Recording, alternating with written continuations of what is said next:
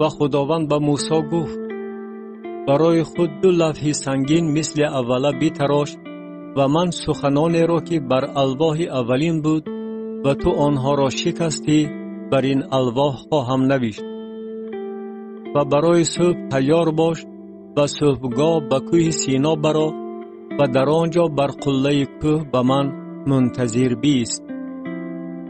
و کسی نباید با تو براید و نیز کسی نباید در تمام کوه دیده شود. گوسفندان و گاوان نیز نباید در رو بروی این کوه چرا کنند. و موسی 2 لوح سنگین مثل اوله تراشید و بامدادان برخاسته به کوه سینا برآمد چنانکه خداوند به او امر فرموده بود و 2 لوح سنگین را به دست خود گرفت. دویم باره ظاهر شدن خدا. و خداوند در ابر فرود آمده در آنجا با او بایستاد و اسم خداوند را خواند. و خداوند از پیش او گذشته ندا کرد خداوند، خداوند، خدای رحیم و کریم، صابر و پر از احسان و وفا، که مرحمت را برای هزاران نسل نگاه می دارد، گناه و معصیت و خطا را می آمرزد ولی عاصیان را به جزا نمی گذارد، برای گناه پدران پسران و پسران پسران را تا نسل 3 و 4 جزا می دهد.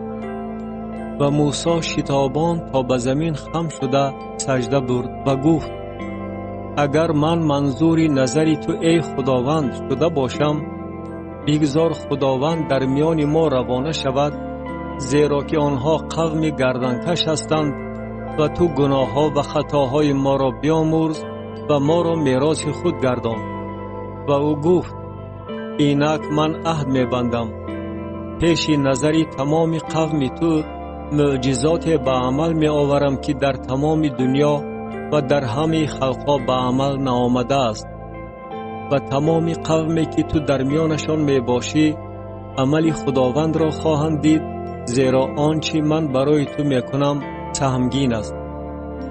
آنچه را که من به تو امروز امر می فرمایم رعایت نما، اینک من اموریان، کنعانیان، هیتیان، فریزیان، هیویان و یبوسیان را از پیش تو بدر خواهم راند.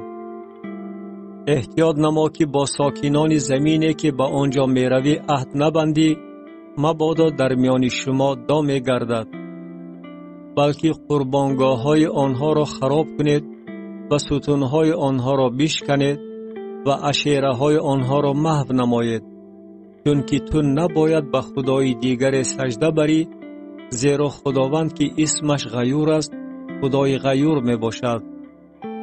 مبادا با ساکنان آن زمین عهد بندی که آنها خدایان خود را فاسدانه پیروی نموده برای خدایان خود قربانی می کنند و تو را تکلیف می نمایند و تو از قربانی آنها می خوری و از دختران آنها برای پسران خود می گیری و دختران آنها خدایان خود را فاسدانه پیروی نموده پسران تو را فاسد می گردانند تا که خدایان آنها را پیروی کنند.